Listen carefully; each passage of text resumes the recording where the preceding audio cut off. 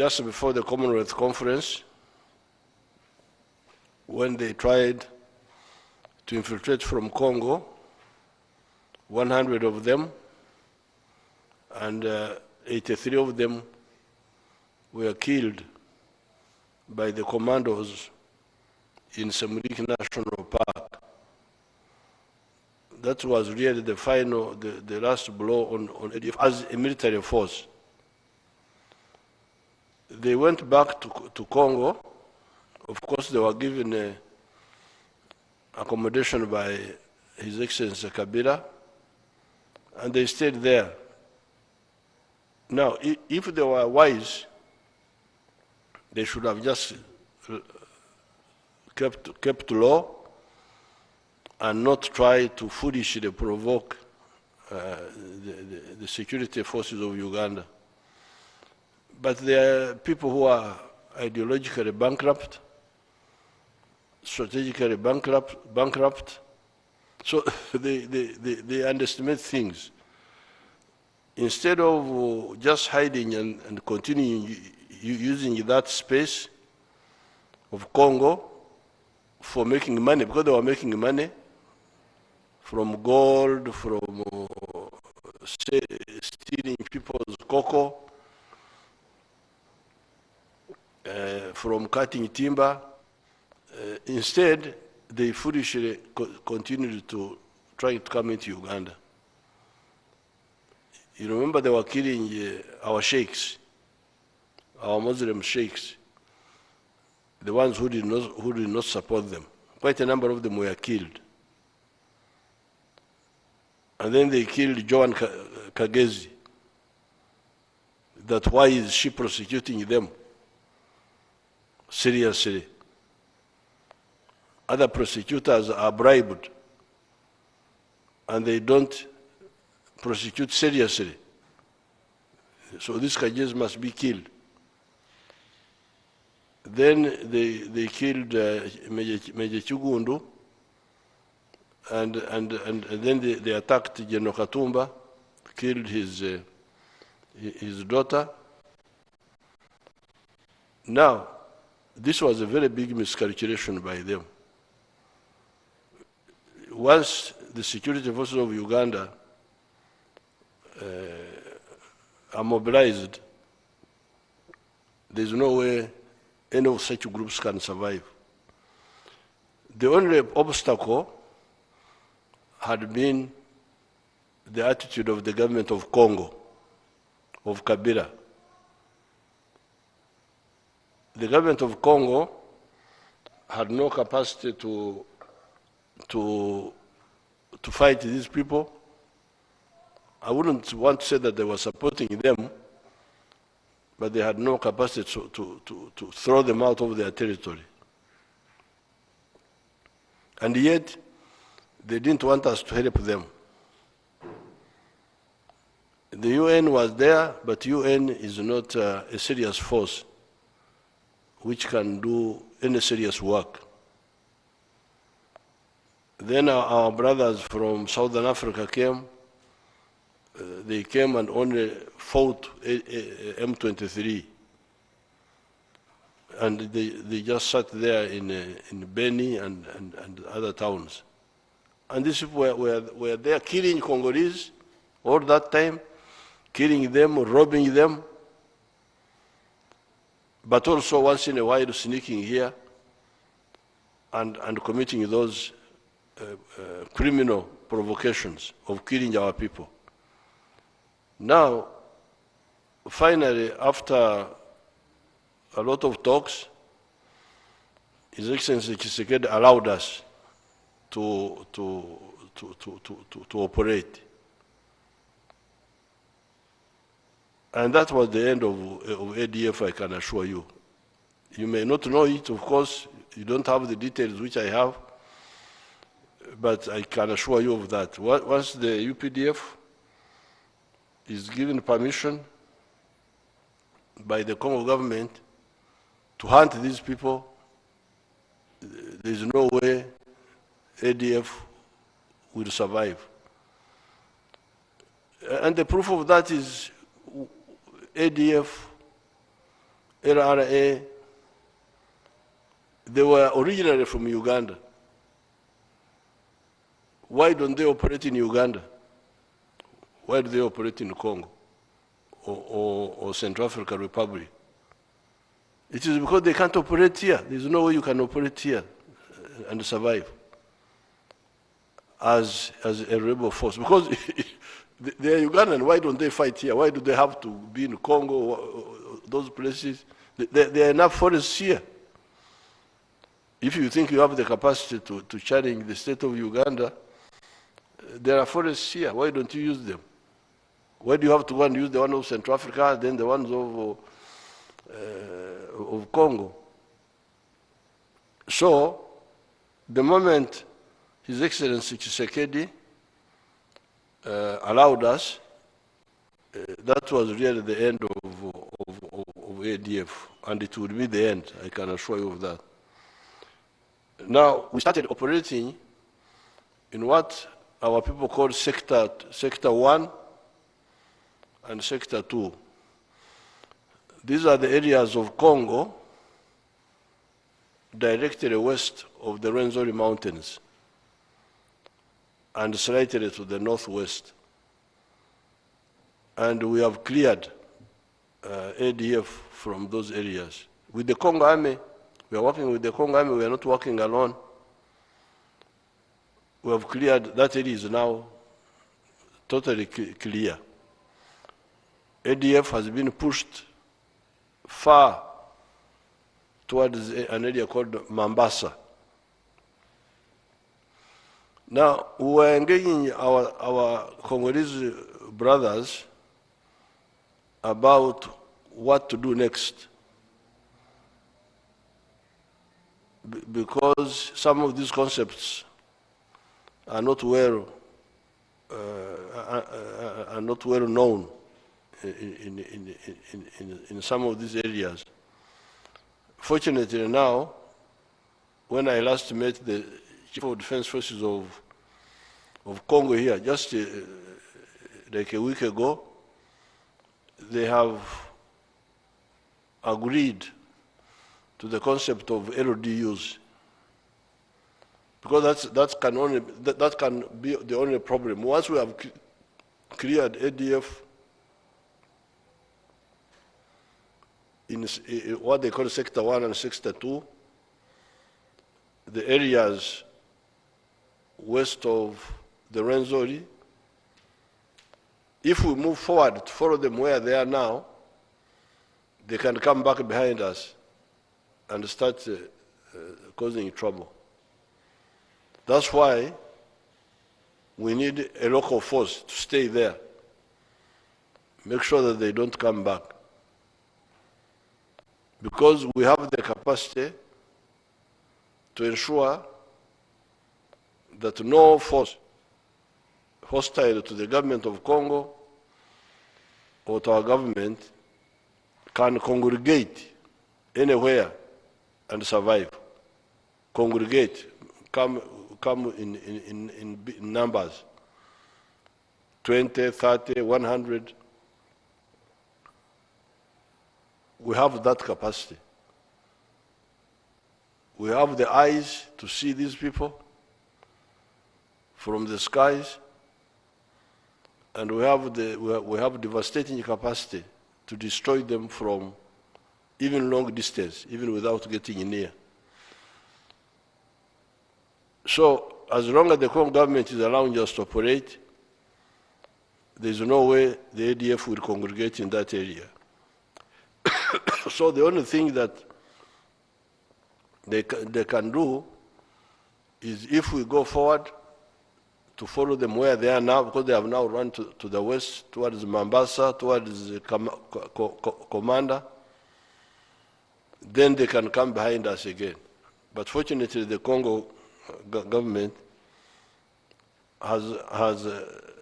we have shared with them our concepts here.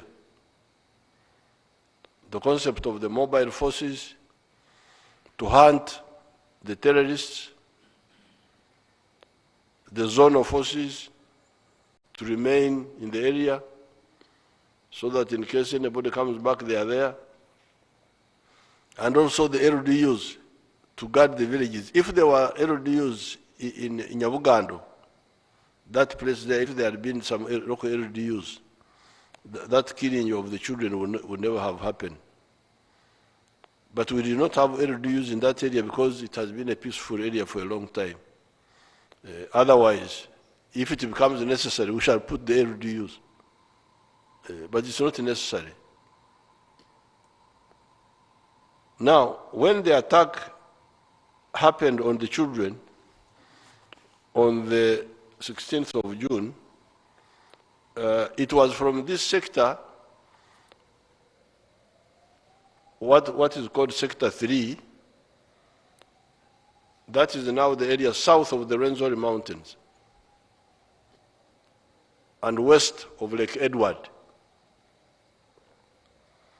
When you go from Mpondwe, the border towards Beni, part of that area is to the left, towards Lake Edward. Now that area, our people had not concentrated on it so much. There were some people there, but not a big number. But when they committed this atrocity, we concentrated on that area. We put new forces, and from that time, from the 16th of June, I can see here 18 ADF. No, but before I go there, I don't know whether you people have the picture of the Wananchi who have gone back to their villages in Sector 1 and Sector 2. That is when they were in refugee camps. But I want to show our people back in their villages.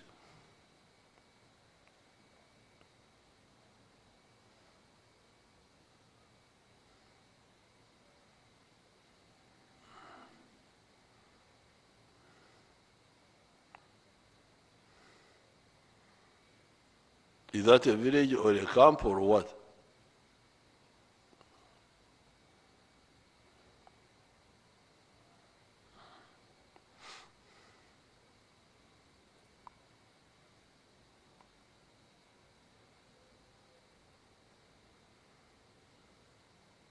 Okay, they are selling some things.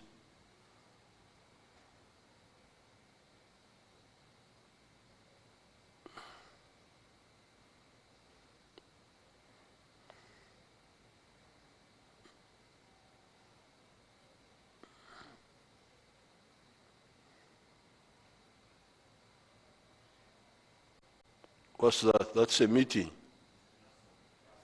A classroom. Oh, okay, okay. Okay, but you're going to get even more moving ones. Next time, show them to the Wananchi, the videos, not just these. So the people in those sectors have gone back to their villages, and they are now harvesting their cocoa and so on. Now, coming back to Sector 3, after the attack, we intensified operations there. And here I can see 18 ADF terrorists have been killed, including somebody called Muzei Mubindo. I don't know whether it is Muhindo or Mubindo, from Kisinga in Kasese district, and one Fazure, Tanzanian. One terrorist was captured alive. 17 SMGs were captured. One machine gun, one RPG,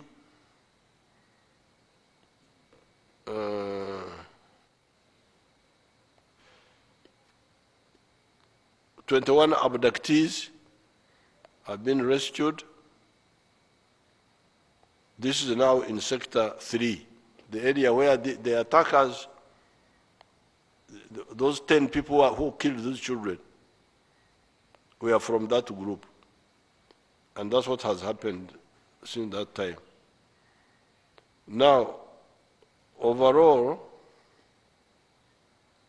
from Sector 1 and Sector 2, the enemy is killed. They don't show since when, whether from the beginning of the operation or not, but for Sector 1 and Sector 2, 567 enemies killed. SMGs captured 144, machine guns 7, RPGs 6, 1 mortar 60 millimeter, grenades 1, walkie-talkies 132. They had a lot of walkie-talkies, IEDs, improvised explosive devices 10 pieces, phones 47, abductees rescued 207, terrorists captured alive 50, those who surrendered 32. So I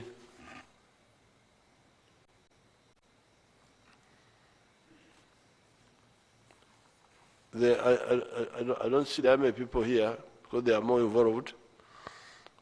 They should be able to inform you by making some of these people talk to you people, they captured, instead of me coming to tell you.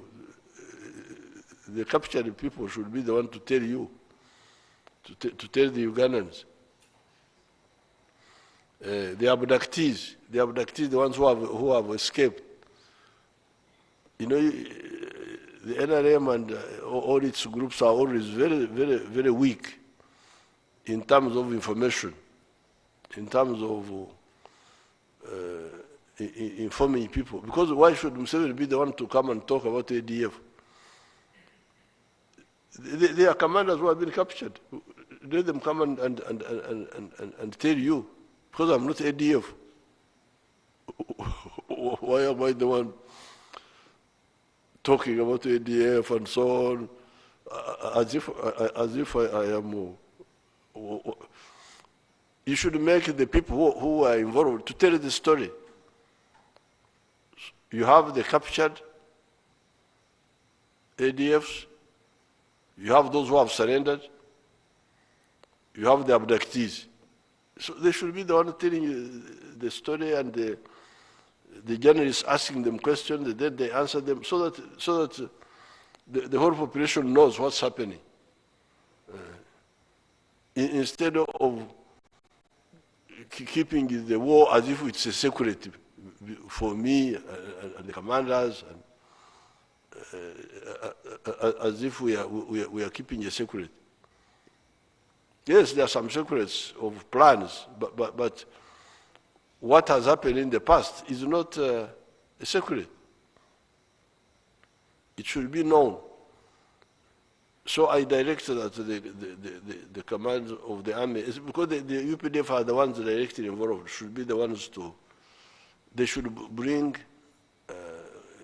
journalists and bring these people, the ones they are reading, because I have their names here,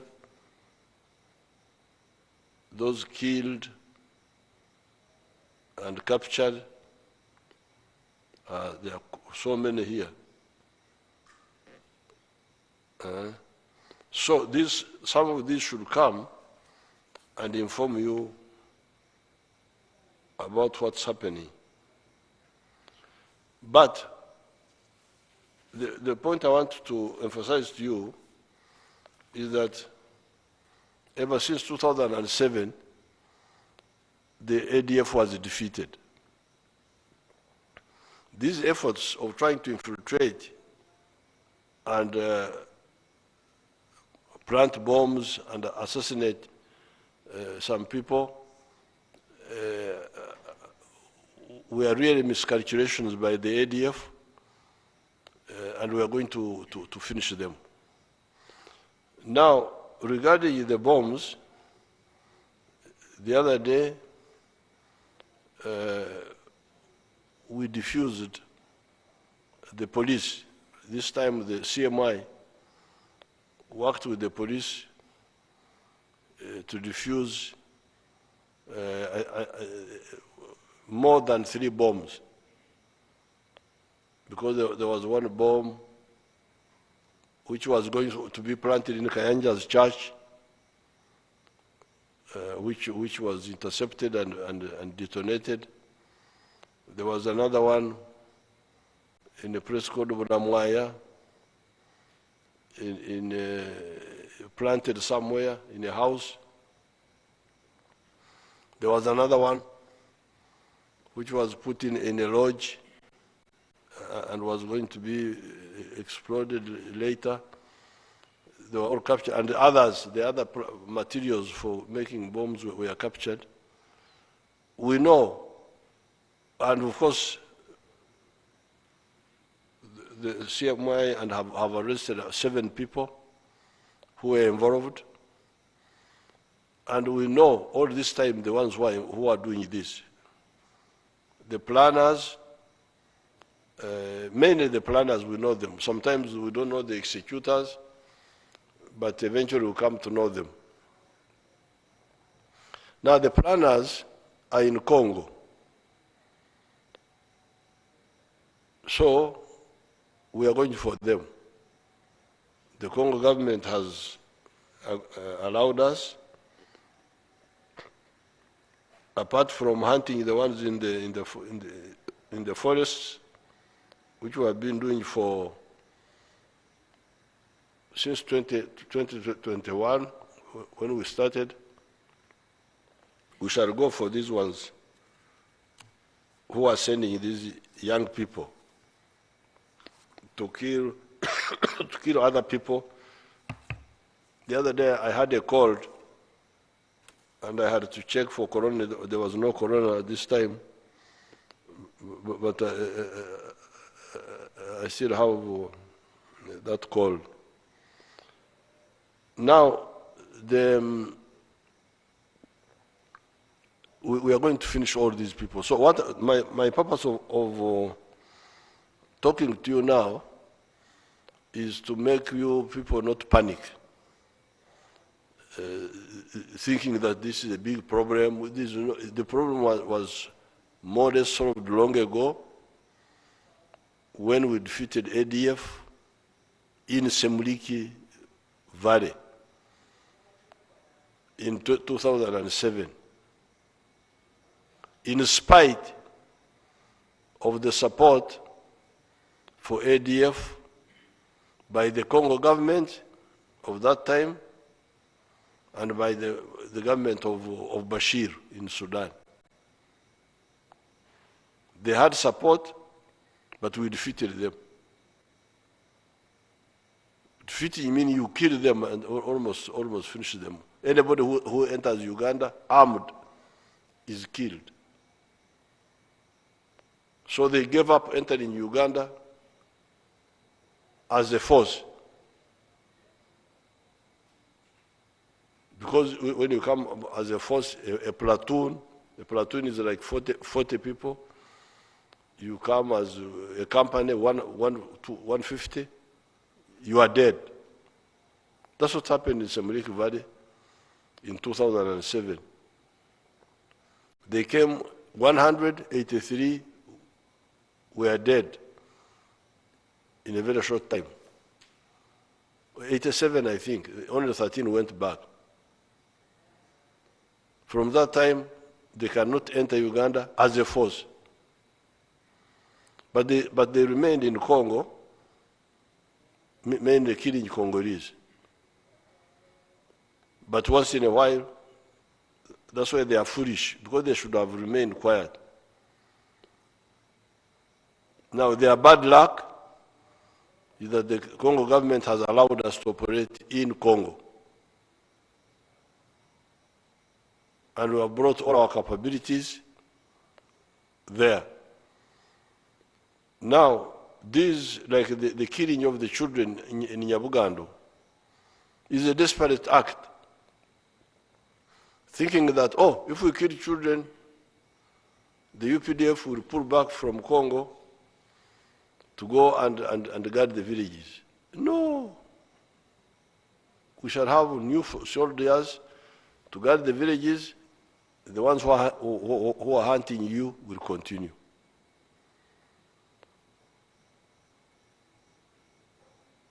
The infiltration of these people who come who come and buy, because some of the materials they use to make these homemade bombs are ordinary chemicals on the market.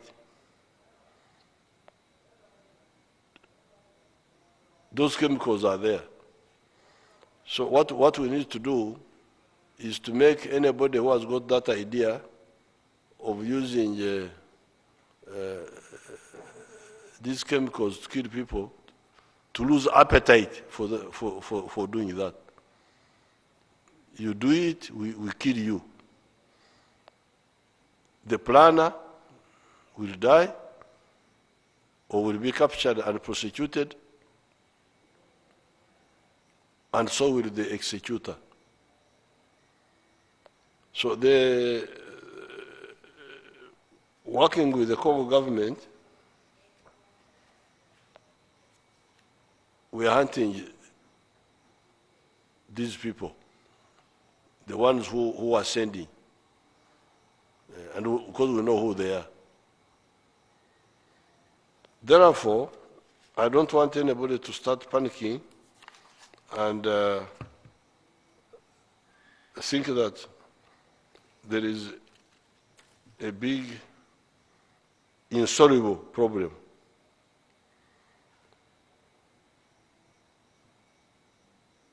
The main points of precaution is because these people who are doing this are people who are not known in the area.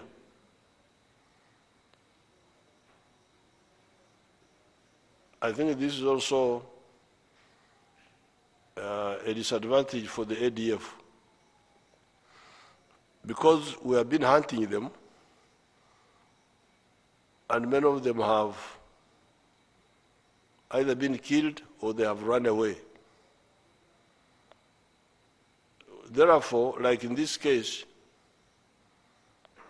the people they were trying to use were mainly new people in an area. And it's very easy to deal with that type of person. The other night, I sent a message to the Inspector General of Police, and the message was, don't allow, like in this case, they were targeting the churches. You wait for the people to go in the church, and you take a bomb there in a bag, and you leave it there, and then when you are out, you kill people. But this is if people are not alert. You can only do, they are also quite stupid in their so-called. This is only when people are not alert. Because when we are alert, first of all, we are not going to allow anybody who don't know in our church.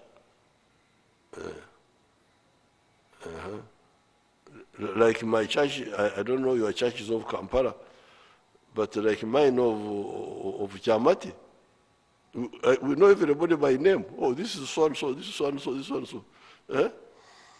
So, you come there, you are non-Chamati, you are not going to enter. Finish. We will get you even before you do anything. So Ugandans, as we are hunting these people in Congo, the authors, your job here is to see anybody you don't know and say, who are you? Police, come. Ugunoha. Onani. That's what actually caused the problems for them at Kayanja's place.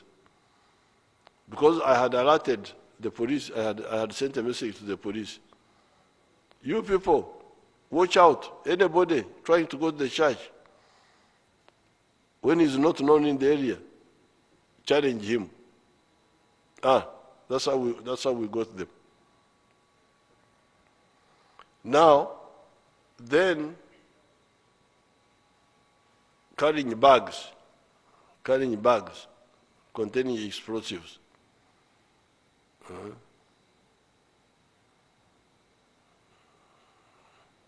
You see anybody carrying a bag, you don't know him. But even if he's not carrying a bag, because he may be having a suicide belt, the ones who tie explosives around themselves to kill themselves. So the issue is somebody you don't know in your area should not enter your church, should not enter your bar.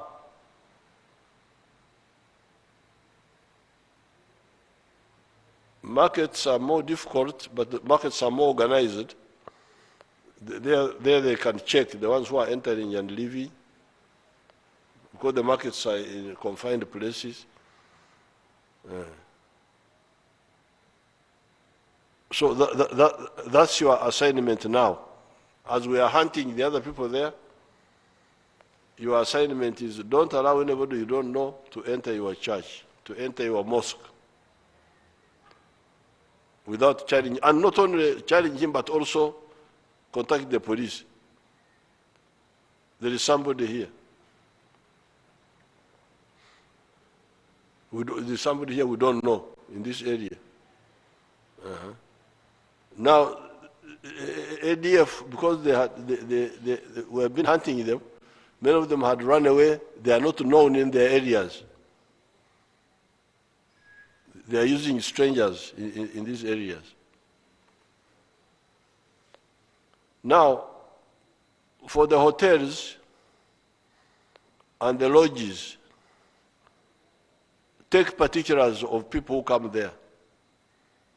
Make sure they show you their ID cards with their pictures. Like this one who had planted a bomb in Budamwaya, who had planted 2 bombs, one in a house and another one in the hotel room. He asked for a room. And the attendant had no room. And then said, give me your phone. When I get the room, I'll ring you, when people vacate the rooms. So the terrorist gave her a wrong number. So when the girl got to the room, she rang the number. The number was in Chotera, belonging to an old woman. So we had to arrest the old woman, poor old woman, because her number was with the terrorists. But then the terrorists came back separated now without ringing, and found that the room was there. Then the girl said, but you gave me the number. When I rang, nobody picked. So, oh, the other man didn't answer. They're also not very clever. So you can see there is a gap by the hotel people and the landlords. Because remember, a terrorist must sleep somewhere in the night. You know, the one who is talking to you is a former, not terrorist, but because the question of where do you sleep is very, very serious. If you have got a smart group who tighten where people sleep, it's a problem for you. Because you must bring your card, your ID card with your picture, and the telephone numbers there. So if you tighten that system of the hotel owner, the hotel receptionist, not even owner, the receptionist must not allow anybody to book without showing their ID cards, which then are recorded. Because the ID cards these days are strict. They are no longer the other ones where people are just printing. I think they are electronic. Are they not electronic? The ID cards now. Yes. The ID cards, and then you must, so you police, you really train our people, the receptionists, the hotel owners, no room without showing an ID card, and making sure that my face is the one which is on the ID card. So those are the hotels now, hotels and lodges. Then you come now to the landlords, because also they can come and flats and so on. The landlords, the same. So the moment you block these people from the hotels, from the lodges, from the estates, the housing estates, that means now they must stay with the families in the homes. And some of these groups don't have many sympathizers who are ready to risk keeping them.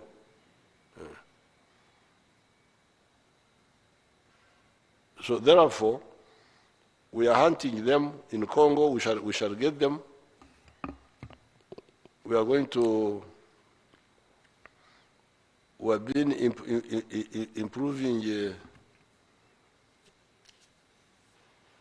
We have been improving methods of detection. But in the meantime, this is what I ask the population to do. Number one, no strangers entering your church, please. Anybody whom you don't know in the area must be challenged and isolated and reported to the police. Nobody should enter your bar because you drinkers, you know one another.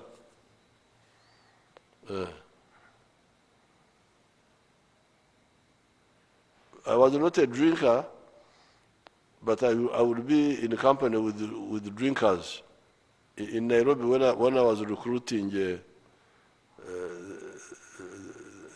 the foreigners people, we had a small hotel called Normandy, where the owner thought I was a big smuggler of gold and that I had a lot of money because I used to come with dollars and so on. So the owner thought I was a big smuggler. And, but we knew one another, the ones who were drinking in that place. There was a Kenyan minister who used to come and drink there called Robert Matano. He didn't know me. I don't know what he thought I was. Because I was supposed to be my name was Kasum. I was Haji Kasum. So our hotel, we knew one another. So the drink mates, please don't allow anybody whom you don't challenge him. He may have no problem. He'll be just a visitor, but challenge him. Let him be checked, and before you allow him. And then the hotels, and the real estate identity cards. For the buses and markets, you need to search people who are coming. There's no shortcut for that, for the buses. But it will not take long, because we are really, they are desperate. They are desperate. I don't know whether to advise them to surrender, because even if they surrender, especially the hardcore, the ones who are doing bad things, we can't just forgive them. They will have to be held accountable. They have done so many bad things, but maybe they may not die. They may be sentenced to prison sentences. If they surrender, we can look at, even if he's condemned to a death sentence, but if he's not dead, there's a chance that he may get pardoned for lower sentence. So I think there is still some advantage for them to surrender now. Otherwise, they will die. We shall kill them. They have done bad things. They have provoked all this. Imagine they wanted to, if they had gone into that church of Kayanja, how many people would have died? So, only option at this stage is surrender. You will not be forgiven. We shall not say amnesty. No. That one I cannot lie to you, because you have done very many bad things. But you may be tried, sentenced. You may get punishment less than death. That will be better than dying. Now, finally, this ADF started because of the ideological disorientation.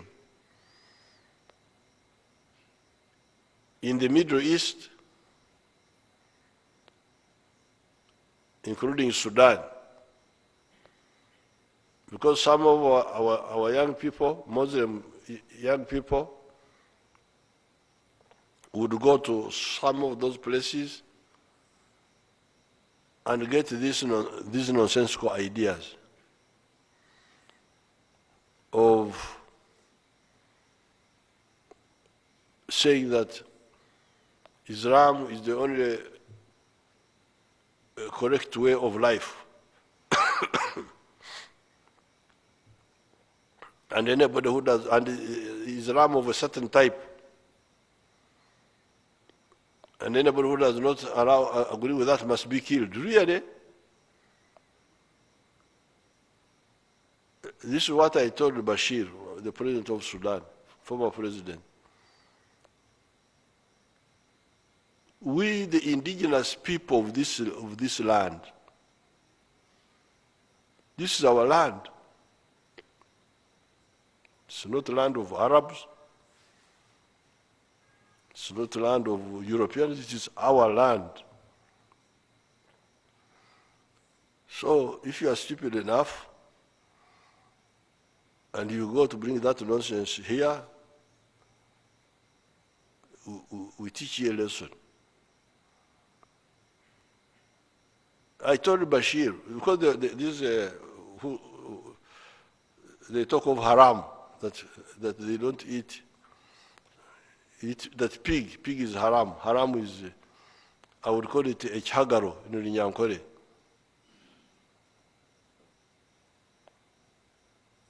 I told Bashir, General Bashir, please, my list of haram is much longer than yours. Because for you are saying that pig is haram. Me, I say pig is haram. I'm a Mnyankore. Private bag, Mbarara. Ntunga mo not even Mbar. Private bag, I don't have post office number. We had private bag just, our letters would go through the sub-county. But we are the owners of this land. This Ntungamo, this Bunyoro, this, we are the people of this area. Too bad for you. If you don't like us, stay where you are. So don't go on. So I told Bashir, you say that pig is haram. Me, I say pig is haram. Fish is haram. I don't eat fish. Fish is haram. I don't eat chicken because when you eat chicken, you become unstable. Chicken is a chungu, is a bird. I don't eat mutton. I don't eat all those things. So my list of haram is much longer. But the difference with us here, with the people of this area, is that whatever beliefs I have, I don't interfere with my neighbor if he has got a different belief. For instance, although Banyankore were not eating chicken, but they were keeping chicken for the traditional religious ceremonies, okuragura. But when your Muganda friend, Ore Mukochi, Ore Muzuba from Tanzania, came, you people, you eat chicken, you take this chicken and eat it. This is our culture here. You live and let live. You have your own way, everybody knows it, but I don't interfere with your way of life, you don't interfere with my way of life.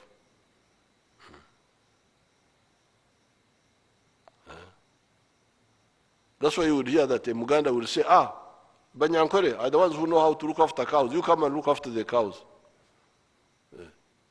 The cows of the Muganda.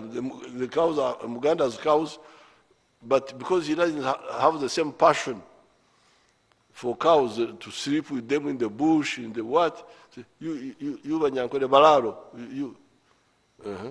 This is how we live here. So if they are idiots who go and pick that nonsense from Arabs, and the Pakistanis and all that, you go and become a Pakistani. That's what we told Al-Shabaab in Somalia, because they brought the same nonsense there. The Somalis are Muslims, but they are Muslims who live with others. But Al-Shabaab came with the same idea, of intolerance. So when we went there, they said, you Kafiri, you go back. Okay, this is our Kafiri land. Africa is ours. It's not for those ideas. So, if you don't want us here, you go back to, I don't know where they come from, Pakistan or whatever. So, fortunately, many of the Muslims are against this. Our Muslims, many of them are against. But those who got caught up, their only chance to come out is now. Because we are not going to wherever they go. In Congo, we are following them. Sometimes they run to South Africa. Those are our allies. Once we get enough information, we shall catch you there in South Africa. Tanzania, Kenya, you have nowhere to go. Yeah. Maybe you go to Europe, because Europe sometimes they go and, if you go and become a homosexual, then they can keep you there.